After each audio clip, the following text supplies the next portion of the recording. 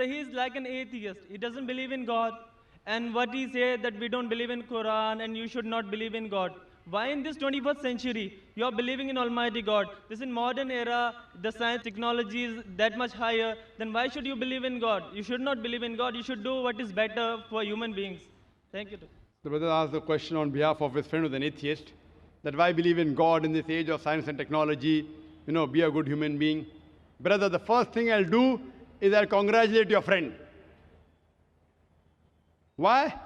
Because most of the human beings, unfortunately, they are doing blind belief. He's a Hindu because father is a Hindu. He's a Christian because father is a Christian. Some people are Muslim because their father is a Muslim. This friend of yours, the atheist, is thinking. He may be coming from a religious background, but he may not agree that the God which his parents worship, they are worth being called as God. So the reason I congratulate him is because he has said the first part of the Islamic Shahada, La ilaha, there is no God. The only thing I have to do is prove to do is illallah but Allah, which I shall do inshallah. So this person, half my job is done. To the other non-Muslim first, I have to prove to him the God is worshipping is false God. And then prove to him about true Allah subhanahu wa ta'ala. This non-Muslim is an atheist, half my job is done. He's already said the first part of the Islamic Shahada, La ilaha, there is no God.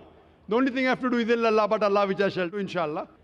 Now since you said your friend believes in science and technology and the world is advancing, I will ask the atheist a question, that suppose an equipment is brought in front of him, who no one in the world has ever seen.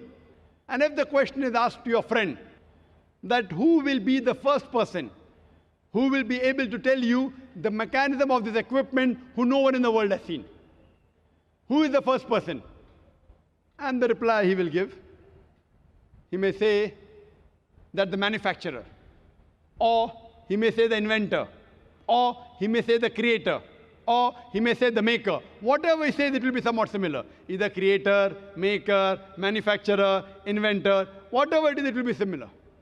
And the second person is, whoever the creator, inventor, manufacturer has told, he'll be the second person. But the first person would be the creator, the manufacturer, the inventor. Keep this answer at the back of your mind. Then ask him the next question, that how did our universe come into existence? So he will tell you that, today science is advanced and we have come to know that our universe was once a primary nebula. Then there was a big bang. There was a secondary separation, which gave rise to galaxies, the stars, the sun, the moon, and the earth on which we live. When did you come to know this? So he will tell you, it was in 1973, when a group of scientists, they described the Big Bang and the creation of the universe. So you tell him, what you came to know hardly about 35, 36 years back is already mentioned in the Quran, 1400 years ago, in Surah Anbiya, chapter number 21, verse number 30, where it says, Avalam yaral lazina kafuru. Do not the unbelievers see, anna samawati wal arda, kan zaratkan saknahuma, that the heaven and the earth were joined together and we clove them asunder. Who could have mentioned this in the Quran 1400 years ago? So the atheist may say, maybe it was a fluke. Don't argue. Continue. Ask him the next question. What is the shape of the earth? So he will tell you, previously, the human beings thought that the earth on which we live is flat. It was in 1579, when Sir Francis Drake, when he sailed around the earth, he proved that the earth is spherical. You came to know in 1579, hardly 400 years back. Quran mentions 1400 years ago. It's mentioned in the Quran in Surah Naziyat, chapter number 79, verse number 30. Wal arda ba'da zalika dahaha. And thereafter, we have made the earth egg-shaped. Dahaha, one of its meanings is an expanse, and the earth is an expanse. The other meaning is derived from the Arabic word duya, which means an egg. And it does not refer to a normal egg. And we know today that the world is not completely round like a ball. It is flattened from the pole.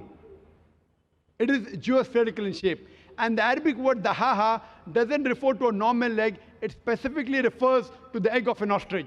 And if you analyze the shape of an egg of an ostrich, that too is geospherical in shape. Imagine, the Quran speaks about the geospherical shape of the earth 1400 years ago. You ask a friend, who could have mentioned this in the Quran? He will say, oh, maybe your Prophet Muhammad, peace be upon him, he was an intelligent man. Don't argue, continue. You ask him, that the light of the moon, is it its own light or reflected light? So he will tell you that previously we human beings thought that the light of the moon is its own light.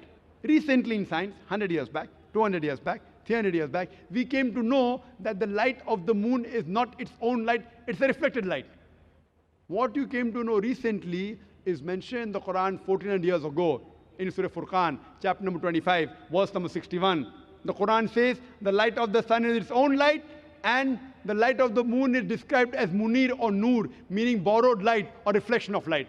So who could have mentioned that the light of the moon is not its own light but reflected light 14 years ago?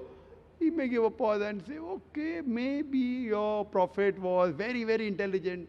Don't argue. Continue. I learned in school that the sun, though it revolved in the solar system, in the galaxy, it did not rotate about its own axis. Is that what is mentioned in the Quran? No, that is what I learned in school. We were in 1982.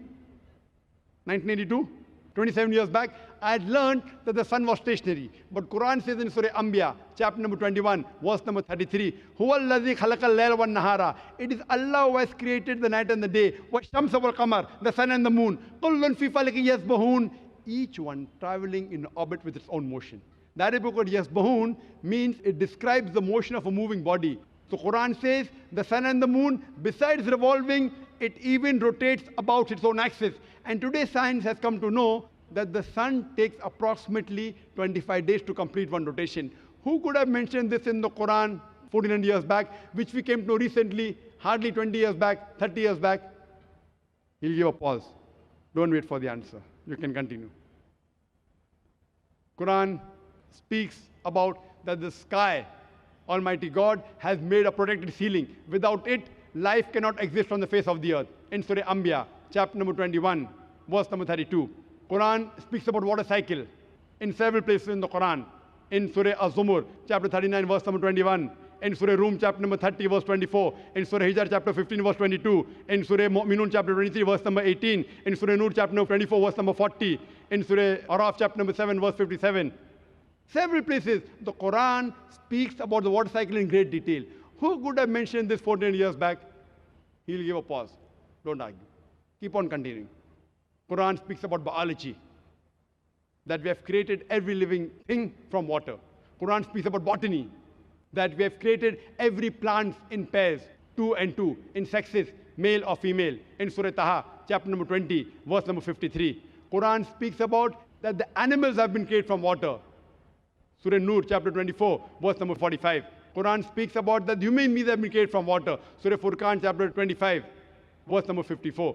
The Quran speaks about genetics, that it is the male fluid which is responsible for determining the sex of the child. In Surah Najm, chapter number 53, verse number 45, 46. And Surah Qiyamah, chapter number 75, verse number 37 to 39. The Quran speaks about embryology. The Quran speaks about geology. The Quran speaks about oceanology. You can give a talk for hours together. After every scientific sign mentioned in the Quran, ask your friend, who could have mentioned this in the Quran 14 years back? The only reply I can give you is the creator, the manufacturer, the maker, the inventor. This creator, this manufacturer, this inventor, we Muslims call as Allah, we call him God. So today, science is not eliminating God, it is eliminating models of God. La ilaha illallah. That's the reason a famous philosopher by the name of Francis Bacon said, little knowledge of science makes you an atheist, but in-depth knowledge of science brings you closer to Almighty God. So you can ask your friend to see my video cassette, Is the Quran God's Word? And Quran Modern Science, in which there are various other proofs talking about the existence of Allah subhanahu wa ta'ala. Hope that answers the question.